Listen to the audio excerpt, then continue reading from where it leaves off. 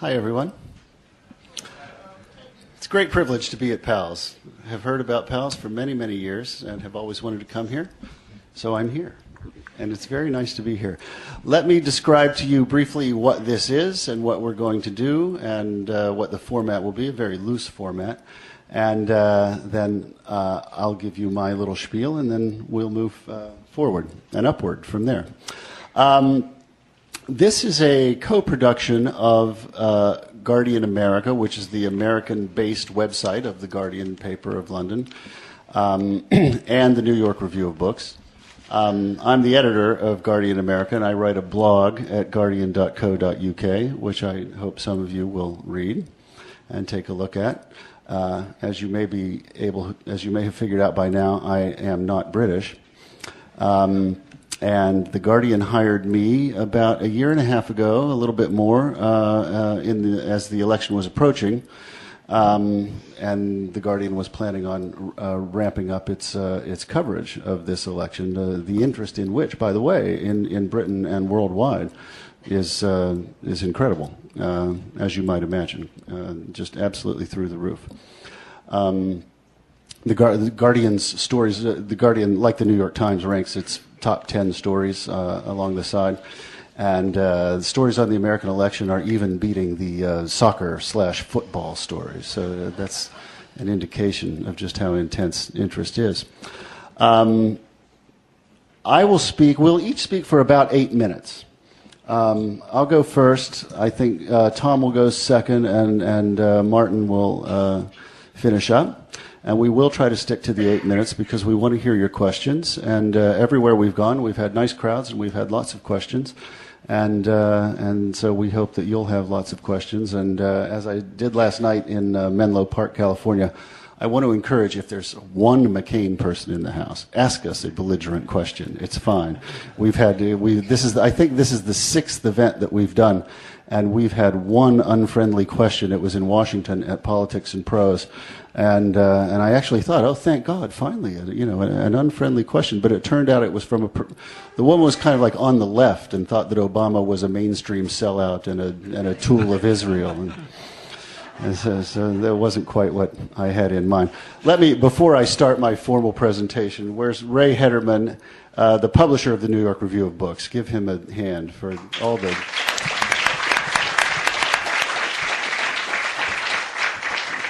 just for the continuing, excellence of that magazine that I'm really, deeply humbled to be associated with. Next to him is his daughter, Jenny, who did all the logistics for this tour, and you can imagine what that's like to do. So I personally want to give Jenny a hand, too. Okay, you're in front of me, so it's your responsibility to time me. Okay? Give me the high sign give me the high sign at 7, and I'll wrap up. I want to make 2 points about this election, a sort of broader historical point, and then a tactical political point about what I've observed so far. The broader political point is that we have, I think, and this is something I wrote as long ago as 2006, we have, I think, reached the end of the period of conservative dominance in American politics. Before you applaud that too broadly, it doesn't mean by default that we have entered a period of liberal resurgence, because I think that's not quite clear, and obviously it wouldn't be clear until Obama wins, if he wins next Tuesday, and we see what the results are like. But even then, it would be premature to say anything like that, for reasons that I'll go into if I can do it in 8 minutes' time. But I would put it like this. The modern conservative movement was, of course, born in the 1950s, around William Buckley, around the founding of the National Review magazine, around a group of people who, financiers and others, who got together and funded this new thing called the conservative movement to try and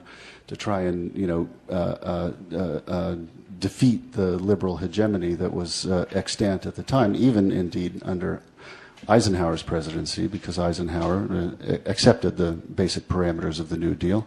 And there's a great quote does anyone know this quote from Eisenhower about how anyone who is against Social Security is crazy, and it's only just a few crazy Texas oil men, and it's a completely discredited view? Well, what goes around comes around eventually. From that moment, it then took the conservative movement quite a lot of years, right, to get power. It didn't take them very long to wrest control of the Republican Party, and they nominated a conservative for the presidency in 1964. He lost quite badly, as we know.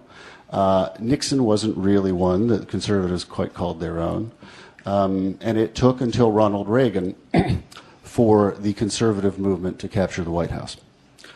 Now, think of American politics, I would say, from the perspective of the quote-unquote average American voter, the person who is not that ideologically committed one way or the other, who doesn't care, who cares more about, football and American Idol than politics, and who doesn't, think that much about politics day in and day out. To that person,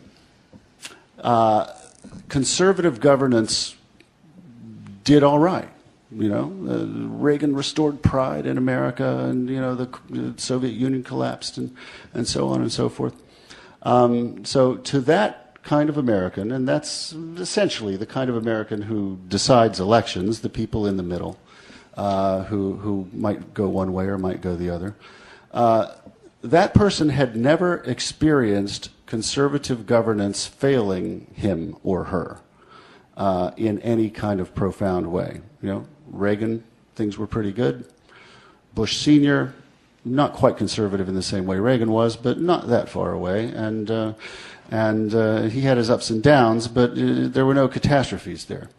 But in the last 3 years, those voters in the middle, those average American apolitical voters, have seen conservative governance fail them on a daily basis. It started with the fiasco in Iraq. It had to do with the economy, then sluggish, not yet catastrophic, but now catastrophic. And the defining moment, of course, I think, was Katrina and the horrible response to Katrina.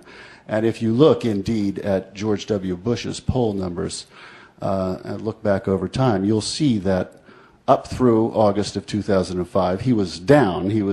But not that far down. He was at 42, 44%. Then Katrina happens, end of August, early September 2005. He goes down to 30. And that's where he stayed until recently, when he's hit 20. We're going for single digits here before it's all over. So I would say that these last 3 years have been a period for conservatism sort of like the late 70s were for liberalism. Again, from the perspective of this average centrist voter for whom, in the late 1970s, a lot of problems came up in America. Inflation, some of the social problems that were, rising back then, the energy crisis, America's weakness abroad, so on and so forth. And those voters concluded that liberalism no longer had the answers to the problems that confronted the country. And I would say that we are now in a situation in these last 3 years where those voters kind of feel that way about conservatism. And so that has created the opening for an Obama to come in. And the fact of his incredible difference from the usual kind of candidate in the obvious ways and the less obvious has actually helped him, I think, in a lot of ways. So that opening exists. Now, I don't say that, if he wins, as it appears that he may, I don't say that we're on the verge of some great liberal renaissance. I think that it will take a lot of time to sort that out. I don't think that most average Americans feel that they're ready now to embrace the democratic liberal agenda whole hog. I think it'll take some time. I think Obama and the Democrats will have to be responsible in governance and competent and get us out of this recession and restore America's reputation in the world and do all the things that I hope that Obama will do, and show that the Democrats can be trusted with power over all the branches of government. So I think we're at a potential period of great change. We're not yet at the period of change, even if he does win. It'll take 2 or 3 years for all this to be sorted out. But the good news, from my perspective, the era of conservative dominance is over. It's been a long time coming, but here it is. So that, I think, is the main historical context in which I see this election. Now I'll move on at the 6-minute juncture. Am I right? 6? Come on, 6. To my quicker tactical observation about this election. And it's simply this. That Obama's run a lot better campaign than John McCain has. I mean, the McCain campaign has been really obsessed, quite to its detriment, I think, with winning daily news cycles. With scoring a point, scoring a punch, and getting the Obama people, quote unquote, on the defensive, and getting Wolf Blitzer to say at the top of the hour on the Situation Room, John McCain on the offensive again today over Barack Obama's ties to whoever it was. And they're still doing that. They're doing it today with Rashid Khalidi. They've done it over and over and over again. And I think that the McCain campaign's obsession with this media war, with winning the daily news cycle hits, has actually worked to its detriment. Very quickly, just one example that crystallizes it is his choice of Palin, and particularly the timing of the announcement of the Palin choice, which you'll remember was the Friday morning after the Democratic convention. And that was done for a very specific reason, right? It was done to steal Obama's thunder coming out of the previous night and the 85,000 people, and to make sure that the cable shows that day did not talk about Barack Obama's speech and what a triumph it was, that they talked about Sarah Palin. There have been, I think some of you may agree, certain long-term consequences to the Palin choice. But short-term, it was good for him. 60 more seconds. And thank you. But short-term, it did kind of work for McCain. But he has done far too much of this trying to get these short-term McCain's on the offensive stories that haven't paid dividends in the long term. Whereas the Obama campaign has kind of sacrificed those daily hits, those daily victories, in favor of a much more serious and planned out long-term strategy that they've made very few mistakes any step of the way. They were a little bit thrown back on their heels by the Palin choice because it was so unexpected. But ever since mid-September, they've been right back on their game and following a game plan that I'm sure they laid out at the beginning of the year, and this is unfolding exactly the way they wanted it to unfold. I will stop there and turn it over to Tom Powers. Thanks very much.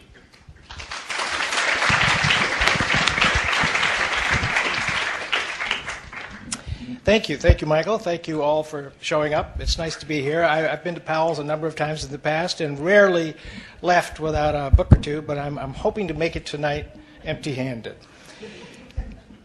I tend to write about and to think about the things that I worry about. And the things that I've been worrying about in the last couple of months have been not much mentioned during this campaign.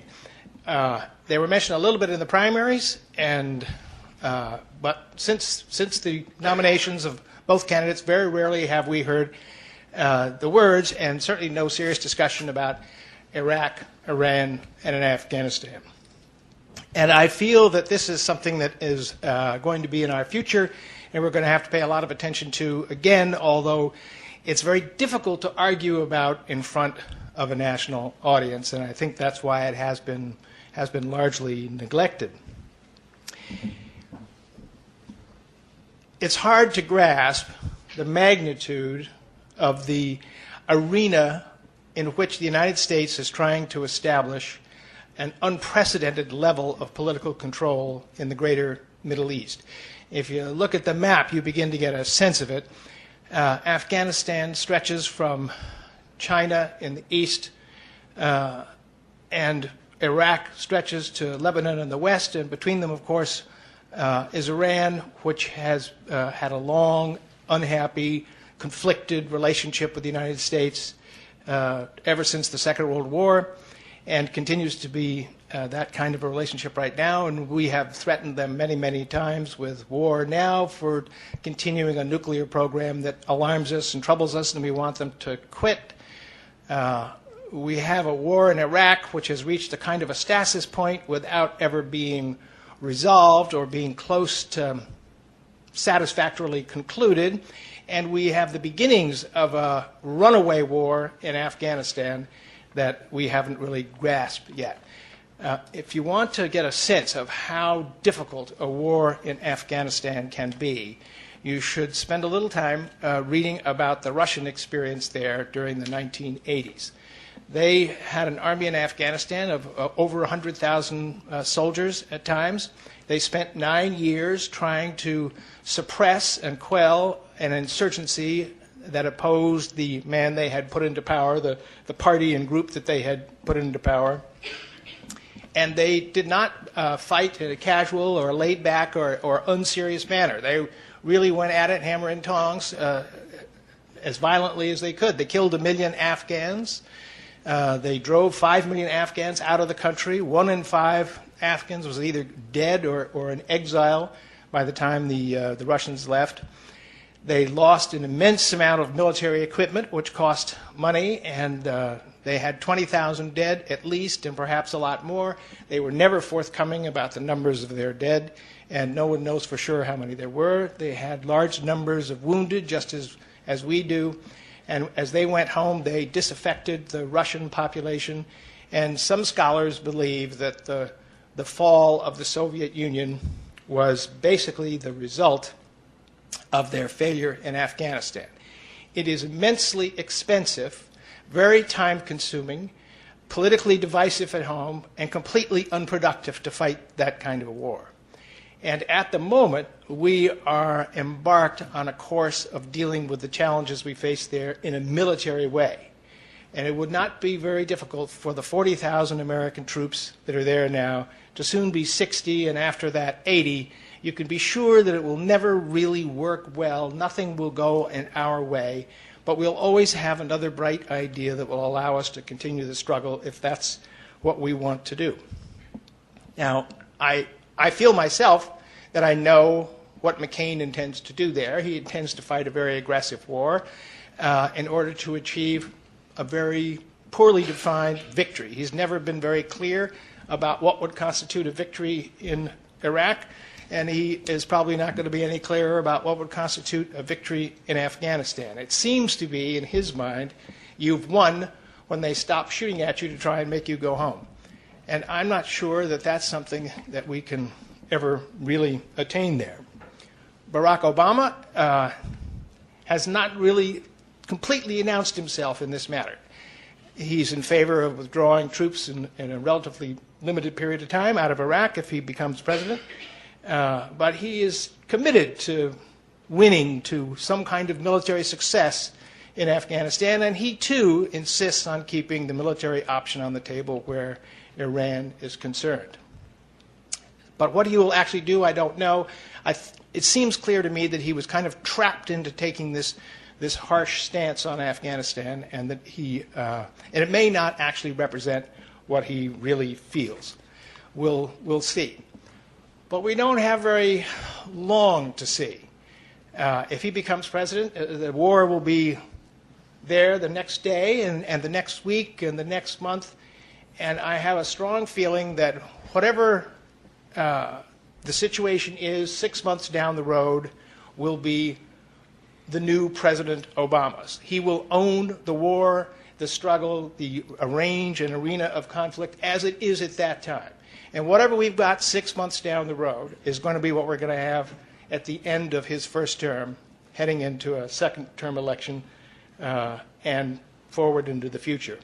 So at the end of this 6 months, it's really important not to be locked into a military course, not to be attempting to quell this insurgency solely with American military might, not to be trying to bully and force NATO into joining us in this struggle, so that we can free ourselves of what would be a very expensive, very distracting course that would make everything else that Obama would like to do much, much more difficult. I've got 3 more minutes, but I feel that I've said exactly what I really have in mind. That's always struck me as being the most important thing, the one that worried me the most in this election.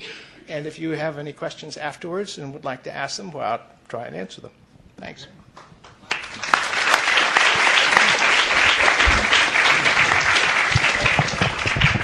You're a lucky day. Extra time. I get some extra time. Thanks, Tom. I'm Martin Kettle from The Guardian. It's a delight to be in Portland, which is a city it's my second visit. My first was 37 years ago as a student. And I have 2 very enduring memories of my visit in 1971. One was that, almost unbelievably, you might think, I was introduced to somebody who'd met Lenin. That's Vladimir Lenin, not John Lenin. And the second is that I went to a really great Three Dog Night concert. And I don't know if there's anybody here who met Lenin, but maybe there's somebody who also went to that 1971 concert. It was really, really good. So it's been a long time to get back here, but it's a real pleasure. Mike has talked about the ideological wars and the ideological ebbs and flows in this election. I want to say something about 2 things, really. One is to pick up the point that he made, that this election is not, if I can say this without being attacked as a dreadful European liberal, this is our election too. It is the world's election. This is an election which is being watched, covered, engaged with, and worried about around the world to an unprecedented level in my experience. It may have been like that in 1960, but I'm too young to really remember that election, though I do remember the sense of hope that it was involved when John F. Kennedy was elected. And there is certainly an echo, more than an echo of that, I think, in this election too. But I don't know what the result's going to be on Tuesday. You know better than I do. But I do know that if we in the rest of the world had the vote, it would have been over long ago. It would be a landslide. I don't think there are many countries which have been surveyed on this question which would produce anything other than an Obama landslide. Now, whether that's helpful or unhelpful, I don't know. But I think there's some important things to say from an international perspective about the dynamics of this election, just the practicalities, the way the politics are working out in this election, and what's at stake. And I want to just briefly draw some quick comparisons.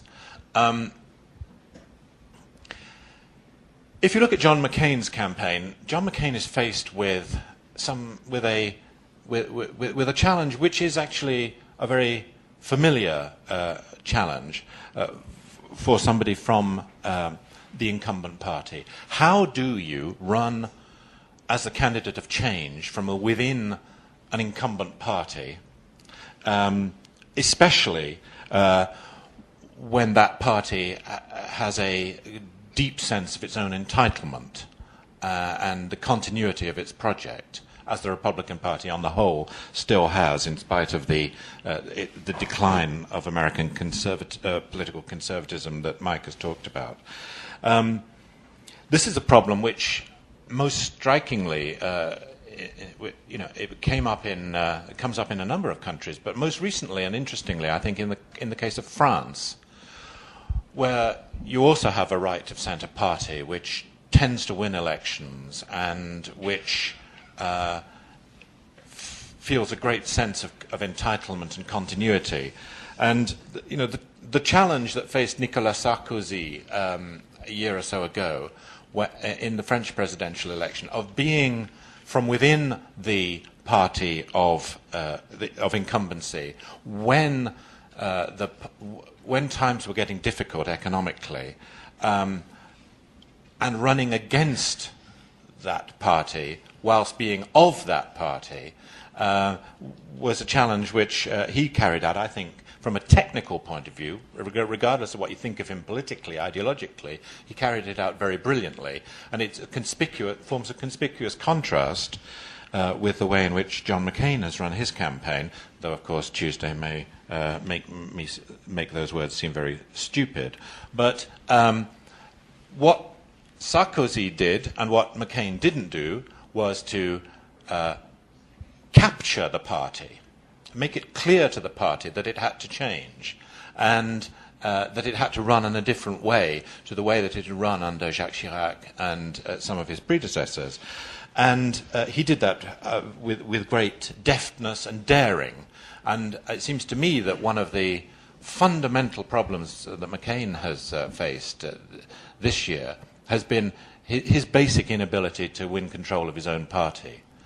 And that I think has disabled much of his campaign. The second comparison I want to make is one which applies to Barack Obama. It's very important, especially when you think that the Democratic candidate may be about to win this election, and may be about to win it quite convincingly, as the polls seem to suggest, not taking anything for granted, but to remind oneself that the Democratic Party tends not to win presidential elections in modern times. This is an unusual opportunity, not just time for the other guys to have a chance. It's not just one of those conventional two-party time for a change elections. And it seems to me that the essential thing for Obama, and the essential insight, if you like, that I think his campaign has represented, has been an undeflecting understanding that in a two-party system like yours, and there are two-party systems around in many parts of the world, that this election has to be won in the centre. It has to be won with great discipline, and it has to be won in the centre, irrespective of the fact that your base, your committed party members, your electorate is longing for something radically different from what the incumbent party has had on offer. Now, that seems to me to be pretty precisely where we are now. But the comparison I would make, in this case, is with my own country. It's with the Labour victory in Britain in 1997. And there's much to compare and contrast, and it's an interesting thing, which I may even sit down later tonight and try and write about, to try and compare the Tony Blair campaign of 94, when he became leader of the Labour Party, to 97, when he won a landslide victory over the incumbent Conservative Party, which had been in power for 18 years, with the situation facing Obama today. And I just want to highlight that sense of discipline and also the sense of that when you run in that situation as the party that is not that doesn't tend to win elections or has a record of throwing away elections that it thinks it's going to win, which is true both of the Democrats and of the Labour Party over the last 30 or 40 years, you have to, I think, make it very clear that as you campaign, so will you govern. And I think that's going to be a very interesting aspect if Obama does win, as to which way he goes, in whose interest does he govern? Does he govern in the interests of the left, if you like, or of the centre, or can he straddle the two? That was the Blair dilemma too. I just want to make a couple of, I've got time, excellent, other comparisons, just for a sort of neatness sake. There are two secondary people on the ticket in this election, and we ought to be talking about them too, and I'm sure we will. But we do need to be talking about Joe Biden. He's not had anything like the coverage that the other three principals in this election have had. But it seems to me that everything that I said about the need for discipline, focus, and believability, if you like, in the Democratic campaign, the Obama campaign, has, I think, been reinforced by the choice of Biden. And I just think, maybe other people will disagree on this. I actually think that if he had done what a lot of people wanted him to do and put Hillary Clinton on the ticket, I think this would have been a very, very different election. And I don't think we would be in the position today where we think that the result, if we think that we know what the result is likely to be on Tuesday. I think just as, obviously in a different way, but just as Sarah Palin has become part of the issue on the Republican side, so I think Senator Clinton unquestionably would have been, and that would not have been a happy experience for the Democratic Party, fairly or unfairly. Basically unfairly, in my opinion, but nevertheless, one has to be realistic about these things. Now, so I think, there's an interesting comparison there. The other point I want to make is simply about Sarah Palin. And and the question is, where does Sarah Palin go from here, assuming that the result on Tuesday is the result that we think it's going to be? Does she, because Wednesday will be the first day of the rest of her political career. And the question really is, was that all there is? Or is she going to go on to become something altogether more formidable and be a presidential nominee, or a viable presidential nominee, in 4 or 8 years' time? And 12 years' time, she's young. And if she is to do that, all I would say is that there is a comparison, and it's not a flattering one politically, but it's a very flattering one from the point of view of the ability to transform yourself from one kind of candidate into another, in the career of Margaret Thatcher. Because Margaret Thatcher was mocked, satirized, condescended to, and was thought at one point in her career, long before she became leader of the Conservative Party in Britain, to be electoral poison. But actually, she was smart enough to sit down with a bunch of other people, men and women, and work out how to get from where she was to where she got to. Now, whether Palin is smart enough to do that, I don't know, to put it politely. But I think that, it is an open question, and it's an interesting question, because, as ever, the question, that faces any party that's lost an election is, how do you get back? And as of Wednesday, that may be precisely the question that Sarah Palin and the rest of the Republicans will have to face. Thank you. You've been listening to the New York Review and Guardian Election Issue Tour, a panel discussion of the 2008 presidential elections. The panel includes Guardian America editor Michael Tomasky, Guardian writer Martin Kettle, and Pulitzer Prize-winning author and journalist Thomas Powers. In a moment, we'll return to the question and answer session from the presentation.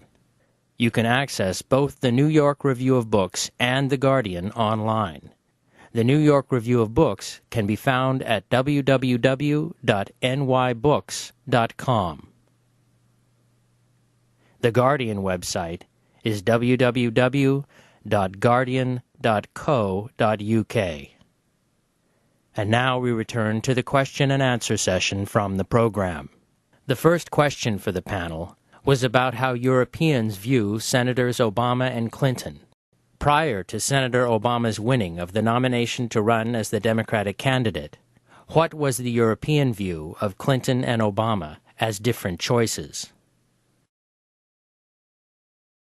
Well, it's difficult to generalize. So I hesitate to say the European view. I claim to speak for the rest of the world here, but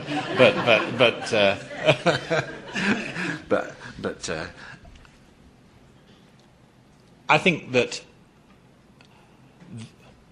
Obama had the edge over Clinton with most Western European opinion for one preeminent reason, which was that he had opposed the war, and the war may or may not be the defining question of this election, but it was certainly pretty much the defining question of the Democratic nomination race, and I think that there was I think that was going to coalesce into the widespread support for Obama that there is now. The other point to make is that I think Hillary Clinton internationally is respected but not loved, and there's obviously tremendous interest. She is a formidable figure with a very, very significant political history. But I don't think she ever could have got 200,000 people to turn out in Berlin if she'd been the nominee. I mean, she'd have got a good audience, but she wouldn't have got the kind of crowd that Obama did. So there is a problem, I think, which certainly for Europeans. In looking at American presidential elections, which is that Europeans have a terrible habit of being very patronizing about American politicians, and I don't personally. It really embarrasses me. But there is a tendency to regard most American presidents in my lifetime as rather kind of slightly buffoonish figures. And that may or may not be true, but I think it may or may not be a correct characterization of these presidents, but I think it reflects a very superficial view on the part of a lot of Europeans, and a very silly, childish view about American politics. I was the correspondent in Washington during quite a large part of the Bill Clinton years, and it was an uphill task to get people in London, in the office in London, to take Bill Clinton seriously as a political figure. He was a figure of entertainment for reasons we don't need to repeat and we all know about. But I thought and think that he is a very, very serious and significant and interesting political figure, just as I still think that is true of Tony Blair. But this was not an easy sell in Europe. I just want to add a point that's not on the international perspective, obviously, but just a point on the war that I think is worth all of us remembering.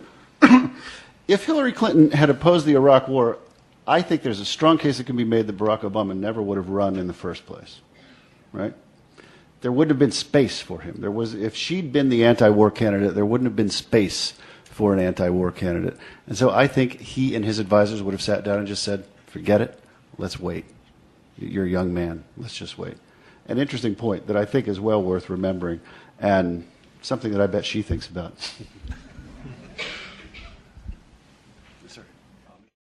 The next question was for Thomas Powers. What are your views on the advisors for military and foreign policy in the Obama camp? He's got a bunch of people advising him, and there's a wide range of beliefs there. The Democratic Party has no shortage of experts who think they know how to fight wars successfully in far corners of the world. And this destroyed the Democratic Party during the 60s and the 70s in Vietnam.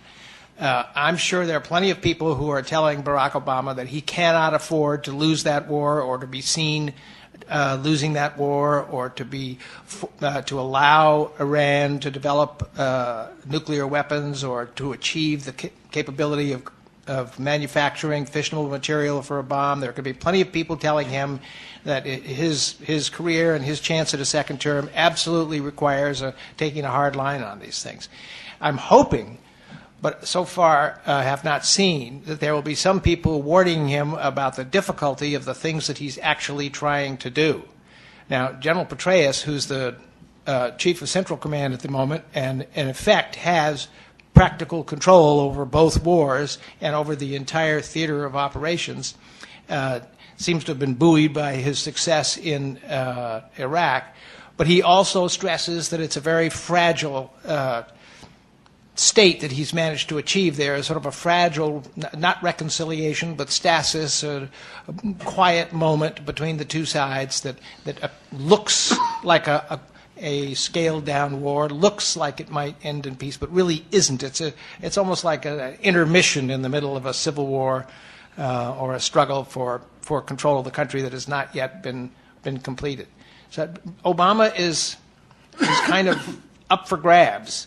And it's going to be very difficult for him unless he's thought about this hard and has got somebody smart close to him whispering in his ear and saying, don't, to avoid getting himself very deeply enmeshed. It doesn't take long. And once you're there, you're really stuck. And it never works. It never looks smart. It never looks successful. It just gets worse and worse. We watched it in Vietnam. The whole country was completely obsessed for 6 or 8 or 10 years over what to do about that war, and that could happen to us again at a time when we have a lot of other things to think about. The next question from the audience asked about the description by the panel of the different political leanings within the Democratic Party, the centrists, the left, and the right. In terms of figuring out what the party's politics are, one would also want to look at who is supporting Obama's campaign financially. Who are his big contributors? Because of the financial meltdown in recent months, one comparison that has been made is how much Wall Street money is going into McCain's campaign as compared with how much is going into Obama's. And it appears that Obama wins in that comparison. There is a lot of Wall Street money backing the Obama campaign. Moreover, in a major policy statement by Obama about the financial crisis, at his side was Robert Rubin, formerly of Goldman Sachs, and also part of the Clinton administration, which shepherded in the repeal of the Glass-Steagall Act, a repeal that laid the groundwork for the current financial crisis. Could you address the likelihood of what sort of policies we are likely to see from an Obama administration, from that perspective, from the perspective of the interests that are very likely shaping the policies that will emerge from the Democratic Party? Well, I'll start. This is another area where Obama has sent signals in two different directions. And just as a quick background, the two basic wings of the Democratic Party on economics are this Rubin wing, the Rubin-Volcker wing, that emphasizes fiscal sobriety, responsibility, seriousness, deficit reduction, so on and so forth. And then a wing that is to the left of that, represented, for example, on the Times op-ed page by Paul Krugman and other labor economists, that wants a more aggressively liberal program, more economic stimulus, more public spending, infrastructure spending. And those are basically the two things. Bill Clinton embraced the Rubin wing quite strongly. I would say that Obama will be a little bit to Clinton's left, would be my guess, that Obama will do what he needs to do to impress, the ratings agencies and Wall Street and to be taken seriously by, the editorial page of the New York Times and so on. But I do think that my sense is that he'll be more of an amalgam, and that he is pretty serious about a pretty far-reaching and quite large economic stimulus package that includes public investment in infrastructure and in green economy kind of things, which if you watch the debates, you heard him talk pretty passionately about. More passionately about that, I felt, than he did about health care. So it would be my general guess that Obama's position will be somewhat to the left of Clinton's, not probably enough to satisfy Robert Reich, but, more satisfactory to Robert Reich than his former employer.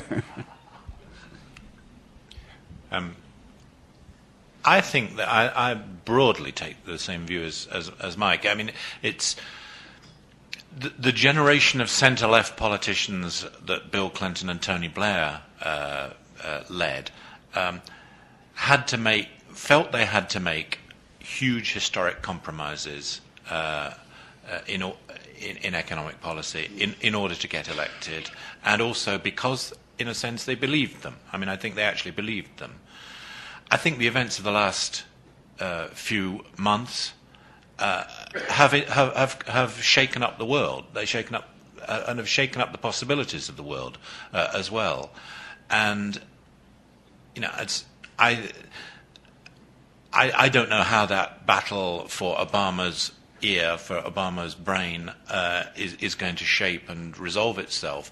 But my instinct is the same as Mike's, that I think he would be a little bit more to the Keynesian left. But I think one should not in any sense underestimate what a strategically important political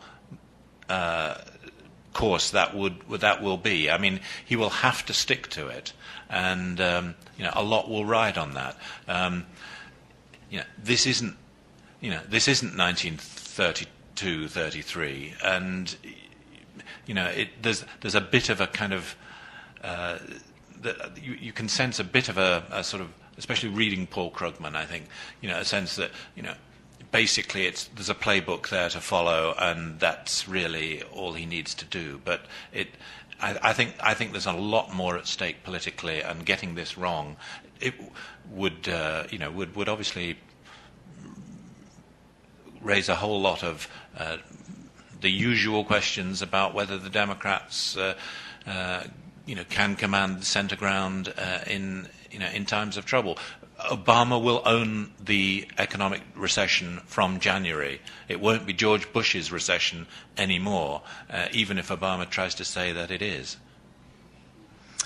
I agree with my two colleagues, and would just add here that I think Obama's going to be like a fireman trying to put out a fire.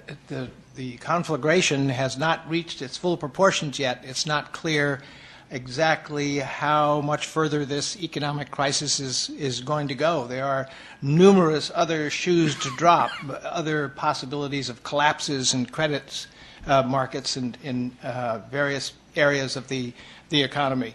So his first job is going to be not to establish his place in the political spectrum, but to actually contain a runaway catastrophe. And it's my feeling that that has not yet been contained, and that people are not quite sure still how to do it and how much money it will cost and where to put the money. So I think he's going to be dealing with an emergency for quite a long time in that department. Ma'am? The next question from the audience asks the panel to speculate on who might be selected for an Obama cabinet. Yeah, it's an interesting question. There's a fair amount of I think that he really believes in post-partisan consensus and will go for that to the degree that he possibly can. I would think that there's a lot of talk that he might keep Robert Gates for a little while. I'm sure you may have read about that. And at least, until the situation or the political situation in Iraq stabilizes and a withdrawal plan can be drawn up. It wouldn't surprise me to see a Republican be his Secretary of State, either Chuck Hagel or Richard Lugar. I would put my dime on Hagel. who has all but endorsed him and whose wife endorsed him. Some of you may have noticed.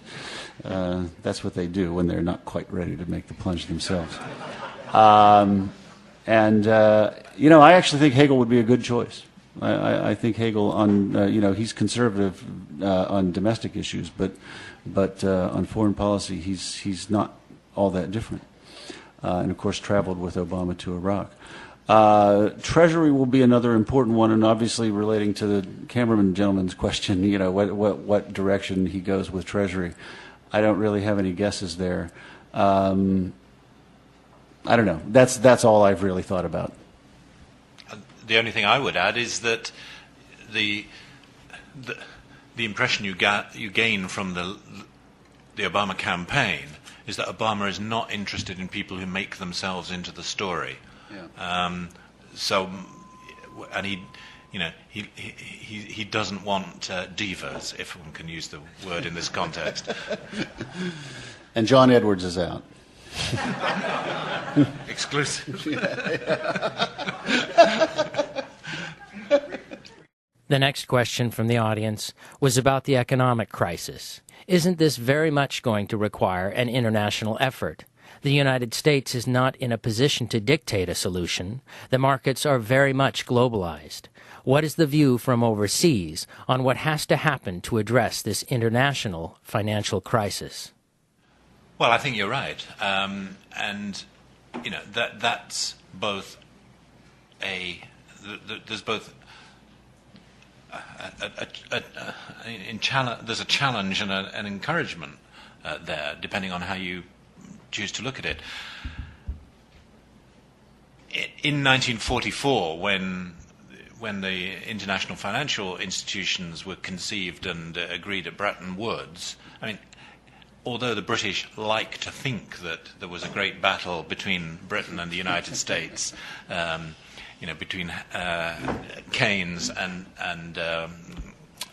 Harry Dexter White, and it was a great sort of battle of equals. Really, it wasn't a battle of equals. It was there was only one winner, and the terms of the international financial institutions were set by the most powerful capitalist power on the planet.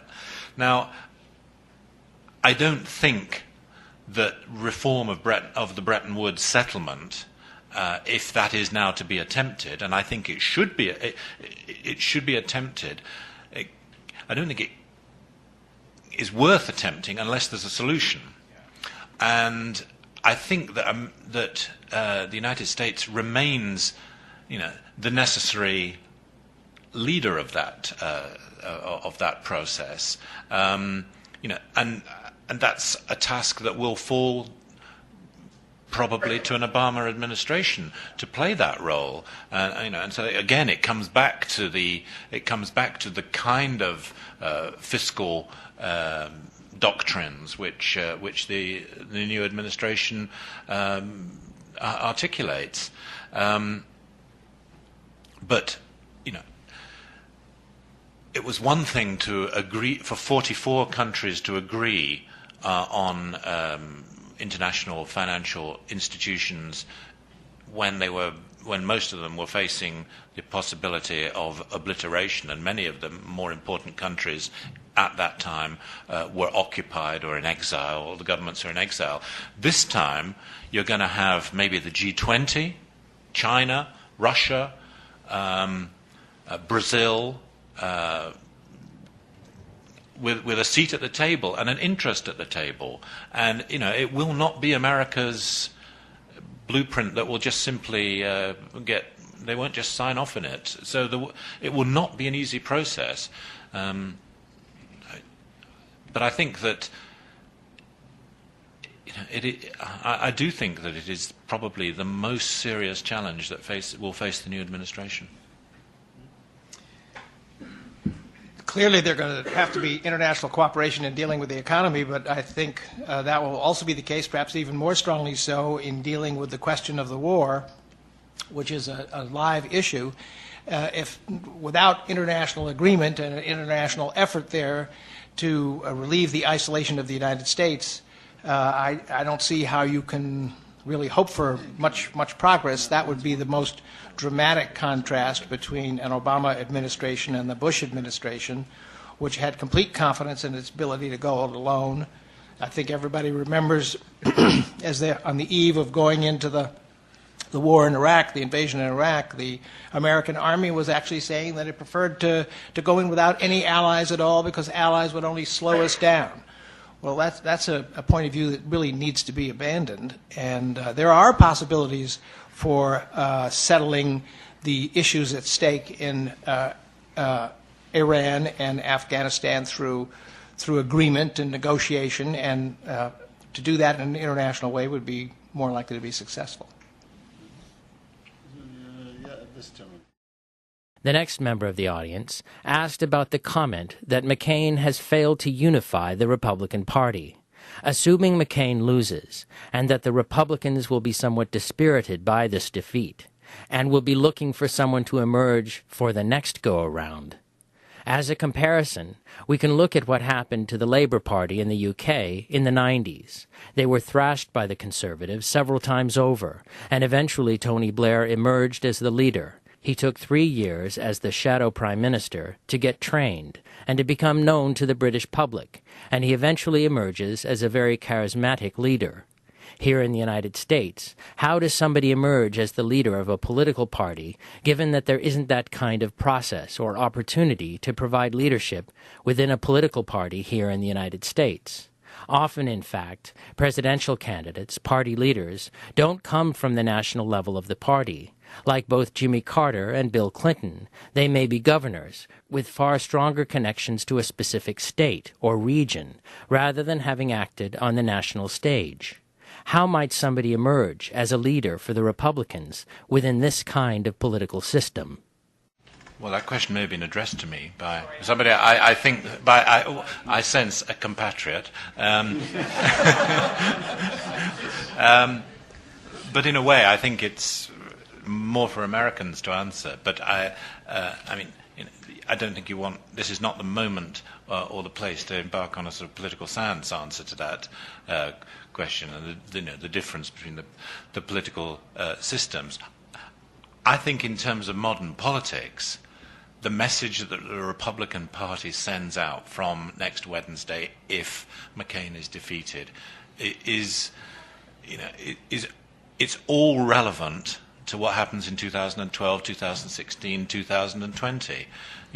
If the post-mortem, and I know we're kind of making too much maybe assumptions here, but if the post-mortem is that they would have won if only they'd had a real, rock-ribbed Republican candidate and not this kind of individualist, eccentric figure, McCain. Then the consequences will be of one kind. But if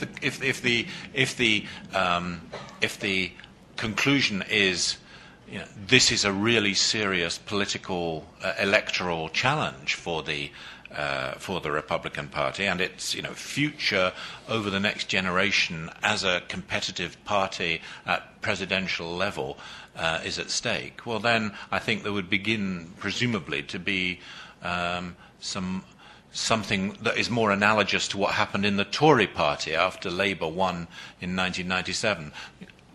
Without going too much into British political history, it took quite a long time for the Conservative Party to work out what kind of stance to adopt once it had been ousted from power, and what sort of stance that was electorally effective. So I think that the Republicans' future is mainly in their own hands, but of course it's also in Obama's hands. I mean, if Obama is seen to have failed, then of course that changes the dynamic too. In answering a question like this, you have to think of what the party is made of. What are the constituency groups that a party is made of? Because American political parties are very large, and they have different and often warring factions within them. So the Republican Party has three main factions. It's the economic conservatives. Tax cuts, less regulation, less regulation. They have the neocons, the foreign policy conservatives. and they have the social conservatives, the Christian conservatives. Now, the marriage among those three has never been easy, and it has taken very skillful politicians to keep those three wings united and happy and feeling like they were getting something. You know, Reagan did it quite successfully. George W. Bush did it successfully for a little while. But not obviously for the duration of his term. So the bottom line question is, what kind of person can come along and please all of those groups? Boy, I don't know, but it's going to be really an interesting fight to watch. You know, which of those groups gains supremacy over the course of the next 4 years. And you know, the Christian conservatives obviously supply a lot of the shock troops, and they supply a lot of the numbers. And if you go out into middle America, the state Republican parties in many of these states are basically people who got into politics to see Roe v. Wade overturned.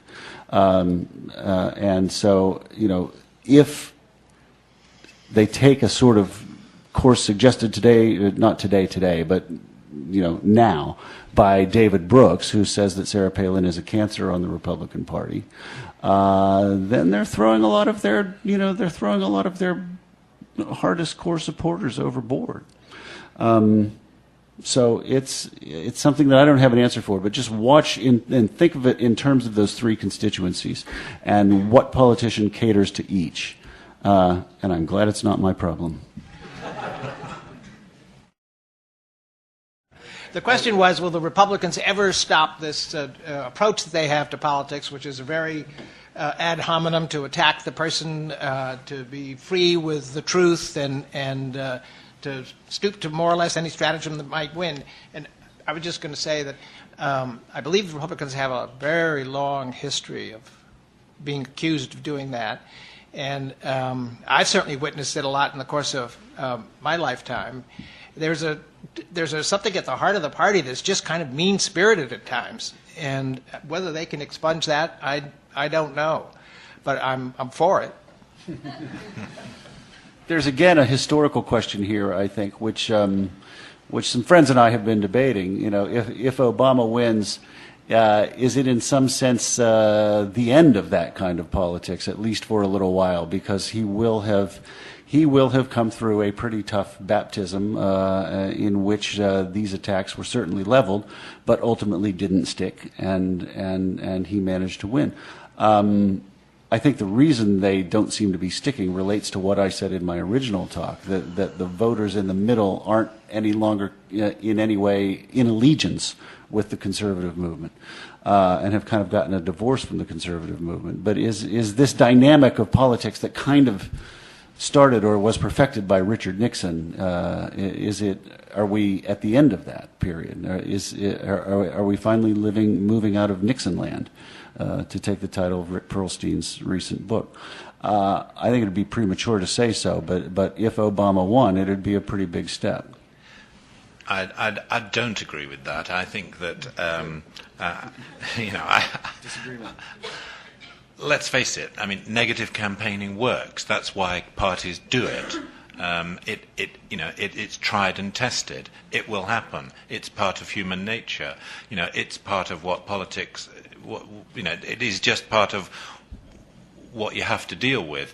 The reason clearly Obama has been part of Obama's discipline is not to be associated with that kind of politics, and that has a lot to do with being a black politician. I think that he is under particular scrutiny on that on that score, whether fairly or unfairly. But I don't think I think it would be naive to say that he represents some kind of turn in human political development into a sort of herbivorous future. I think the political carnivores will never go away.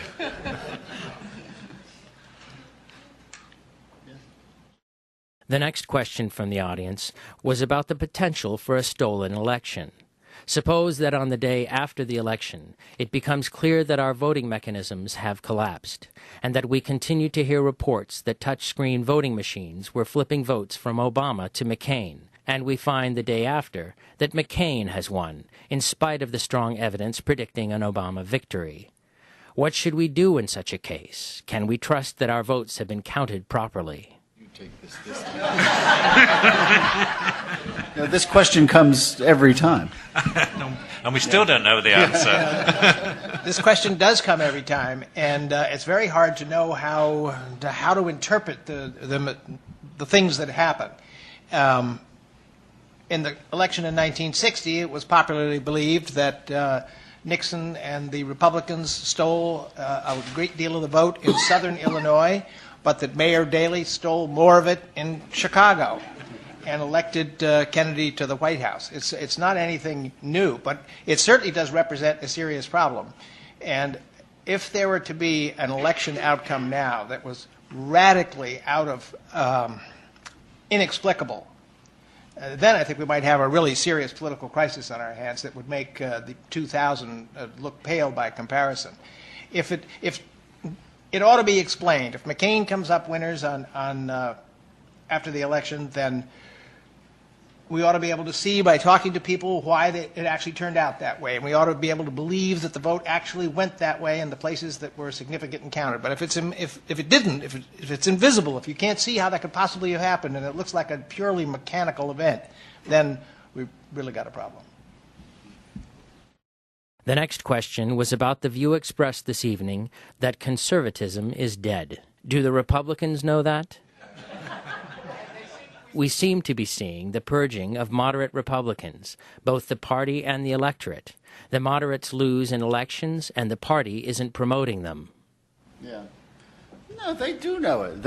I mean, conservative counterparts of guys like us, people who write for the Weekly Standard and things like that, I mean, they do kind of know it. I mean, they're putting up their dukes for these next 6 days, but they understand that they don't have much intellectual energy on their side. And that they have a lot of problems, and that Bush and Rove really did a lot of damage to the conservative movement. So they do know it. They're fighting their fight for the next 6 days.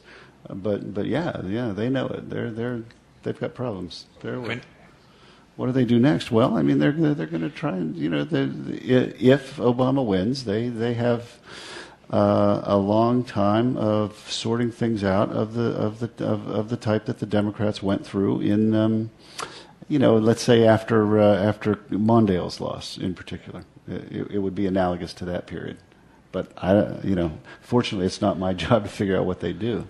But I think the person you'd need to look for, I don't know who he or she is, and it might be she, is someone is a conservative who decides to lead the party a bit towards the centre. I think a liberal Republican who simply tried to capture, I know it doesn't work like this, but capture the party would set off, I think, an internecine fight which he or she would lose for the reasons that Mike said. The conservative part of the party is far stronger, and therefore, what you have to look for is the pragmatic conservative. George W. Bush, Mark II.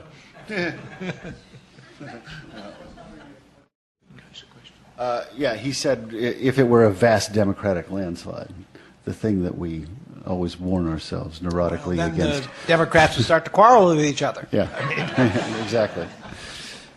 Obama's going to be cautious and slow-moving, and even if they have 60 senators and liberals around the country think, oh boy, now we're going to get universal health care in 6 months and we're going to be out of Iraq in 7. No.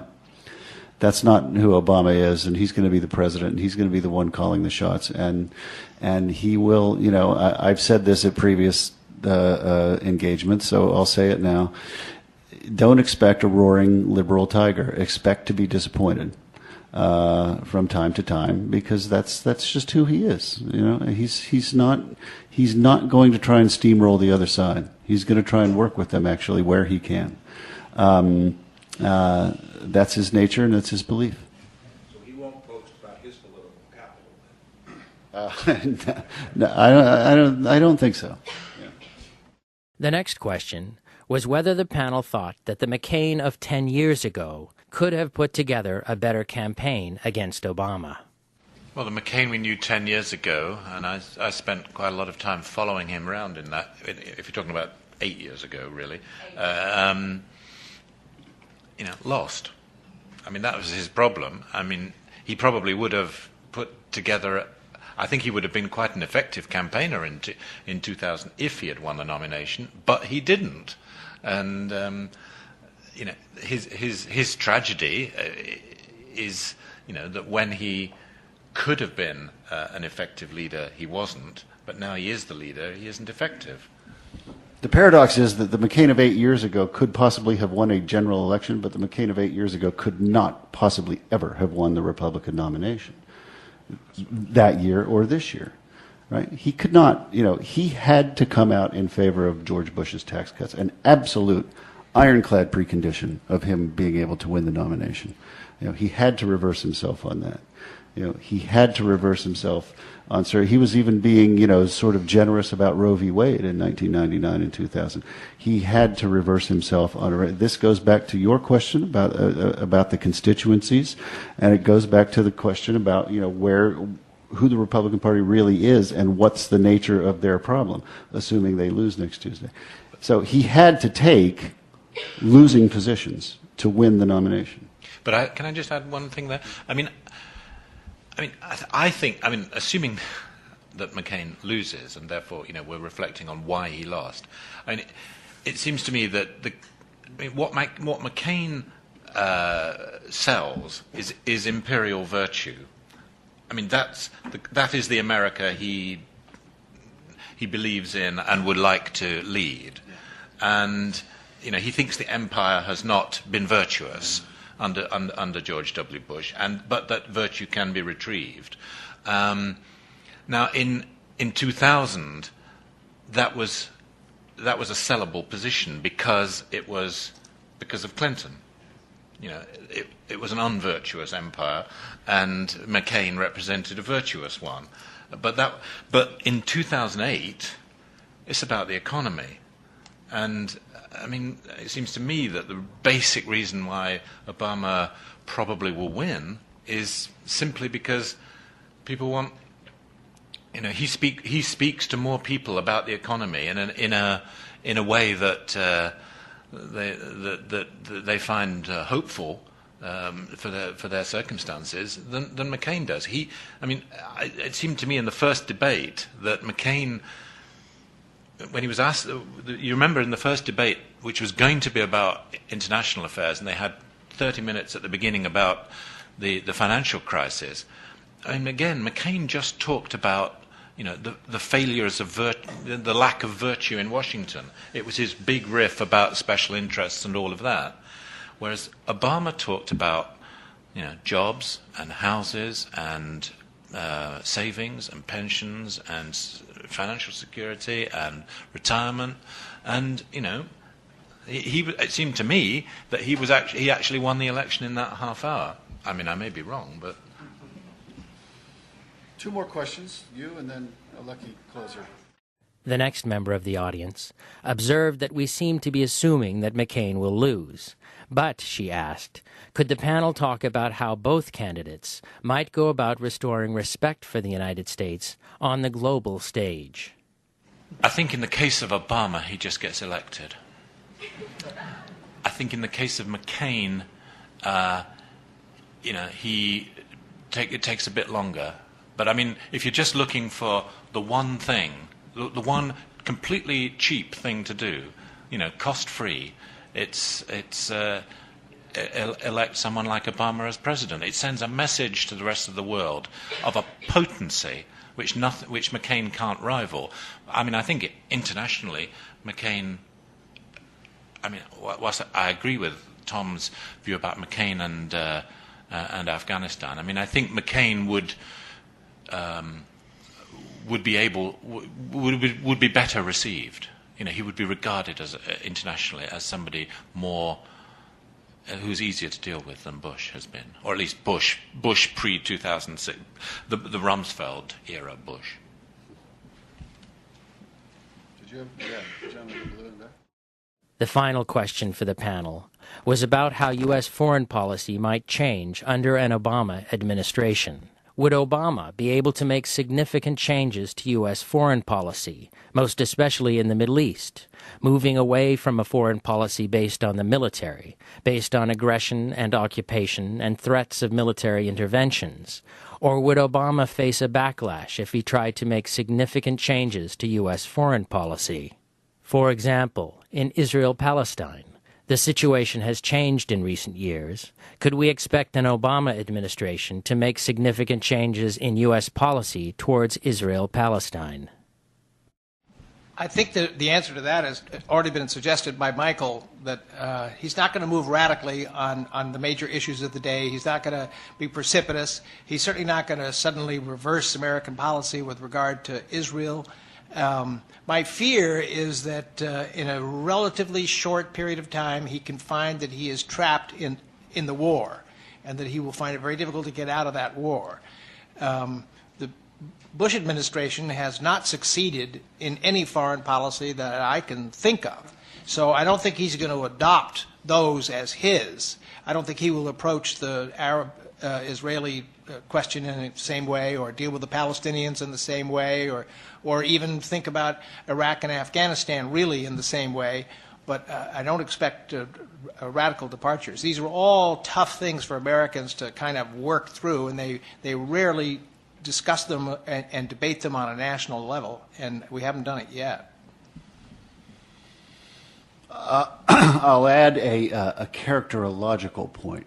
I think he has gone through his entire life succeeding in everything and bringing people of very disparate views together, and getting them to sort of shake hands. And, he did it at Harvard Law Review, where I've interviewed a couple of the conservatives who were there, and they liked him and had a lot of regard for him. And he's done it in other venues. He's done it in the state Senate, and he's done it, I suppose, to some extent, in the United States Senate. He's always been able, by dint of his personality, to get people who disagreed to agree. Now, the Middle East isn't the Harvard Law Review.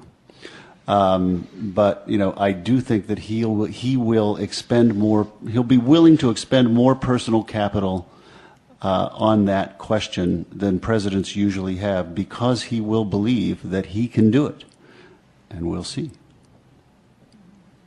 I think he would be a president that more foreign leaders would like to be photographed with.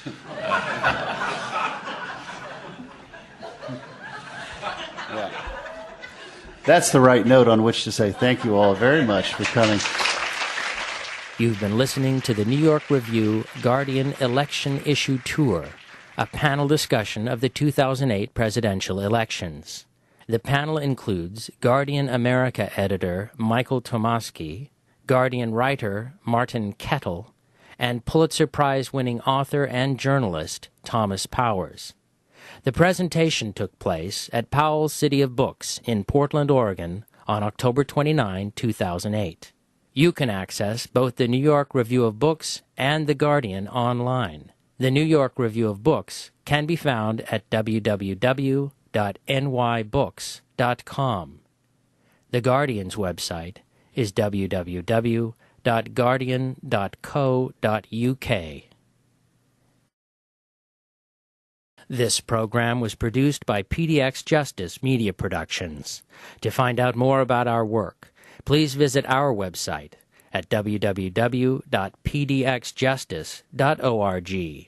You'll find free online streaming video and audio productions featuring speakers such as Amira Haas, Paul Krugman, Kevin Phillips, Barbara Ehrenreich, Rashid Khalidi, and many others. Thanks for tuning in, and thanks for supporting listener-sponsored radio, public access cable television, net neutrality, independent bookstores, and all forms of grassroots, democratic, community media. And who doesn't, think that much about politics day in and day out. To that person, conservative governance did all right. Reagan restored pride in America, and the Soviet Union collapsed, and so on and so forth. So to that kind of American, and that's essentially the kind of American who decides elections, the people in the middle, who might go one way or might go the other, that person had never experienced conservative governance failing him or her in any kind of profound way. You know, Reagan, things were pretty good. Bush Sr., not quite conservative in the same way Reagan was, but not that far away. And he had his ups and downs, but there were no catastrophes there. But in the last 3 years, those voters in the middle, those average American apolitical voters, have seen conservative governance fail them on a daily basis. It started with the fiasco in Iraq. It had to do with the economy, then sluggish, not yet catastrophic, but now catastrophic. And the defining moment, of course, I think, was Katrina and the horrible response to Katrina. And if you look, indeed, at George W. Bush's poll numbers and look back over time, you'll see that up through August of 2005, he was down. But not that far down. He was at 42, 44%. Then Katrina happens, end of August, early September 2005. He goes down.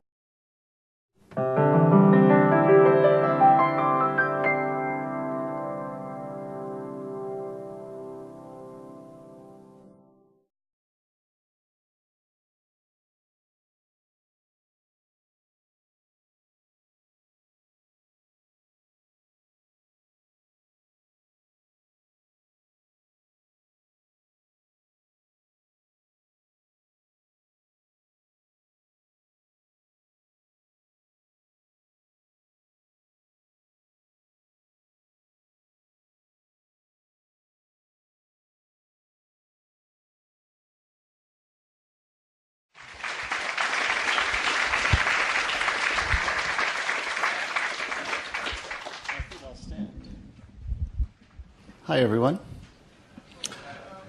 It's a great privilege to be at PALS. I have heard about PALS for many, many years and have always wanted to come here, so I'm here. And it's very nice to be here. Let me describe to you briefly what this is and what we're going to do and what the format will be, a very loose format. And then I'll give you my little spiel, and then we'll move forward and upward from there. This is a co-production of Guardian America, which is the American-based website of the Guardian paper of London, and the New York Review of Books. I'm the editor of Guardian America, and I write a blog at guardian.co.uk, which I hope some of you will read and take a look at. As you may have figured out by now, I am not British. And the Guardian hired me about a year and a half ago, a little bit more, as the election was approaching. And the Guardian was planning on ramping up its coverage of this election, the interest in which, by the way, in Britain and worldwide, is incredible, as you might imagine, just absolutely through the roof. The Guardian's stories, the Guardian, like the New York Times, ranks its top 10 stories along the side. And the stories on the American election are even beating the soccer/football stories. So that's an indication of just how intense interest is. We'll each speak for about 8 minutes. I'll go first. I think Tom will go second, and Martin will finish up. And we will try to stick to the 8 minutes because we want to hear your questions. And everywhere we've gone, we've had nice crowds and we've had lots of questions. And so we hope that you'll have lots of questions. And as I did last night in Menlo Park, California, I want to encourage, if there's one McCain person in the house, ask us a belligerent question. It's fine. I think this is the 6th event that we've done, and we've had one unfriendly question. It was in Washington at Politics and Prose. And I actually thought, oh, thank God, finally, an unfriendly question. But it turned out it was from the woman was kind of like on the left and thought that Obama was a mainstream sellout and a tool of Israel. And so that wasn't quite what I had in mind. Before I start my formal presentation, where's Ray Hederman, the publisher of the New York Review of Books? Give him a hand for all the...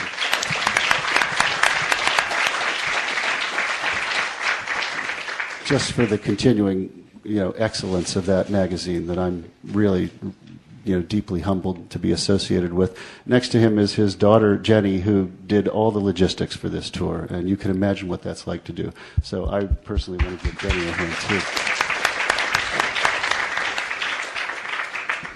too. Okay, you're in front of me, so it's your responsibility to time me. Okay? Give me the high sign give me the high sign at 7, and I'll wrap up. I want to make 2 points about this election, a sort of broader historical point, and then a tactical political point about what I've observed so far. The broader political point is that we have, I think, and this is something I wrote as long ago as 2006, we have, I think, reached the end of the period of conservative dominance in American politics. Before you applaud that too broadly, it doesn't mean by default that we have entered a period of liberal resurgence, because I think that's not quite clear, and obviously it wouldn't be clear until Obama wins, if he wins next Tuesday, and we see what the results are like. But even then, it would be premature to say anything like that, for reasons that I'll go into if I can do it in 8 minutes' time. But I would put it like this. The modern conservative movement was, of course, born in the 1950s, around William Buckley, around the founding of the National Review magazine, around a group of people who, financiers and others, who got together and funded this new thing called the conservative movement to try and defeat the liberal hegemony that was extant at the time, even indeed under Eisenhower's presidency, because Eisenhower accepted the basic parameters of the New Deal. And there's a great quote does anyone know this quote from Eisenhower about how anyone who is against Social Security is crazy, and it's only just a few crazy Texas oil men, and it's a completely discredited view? Well, what goes around comes around eventually. From that moment, it then took the conservative movement quite a lot of years, right, to get power. It didn't take them very long to wrest control of the Republican Party, and they nominated a conservative for the presidency in 1964. He lost quite badly, as we know.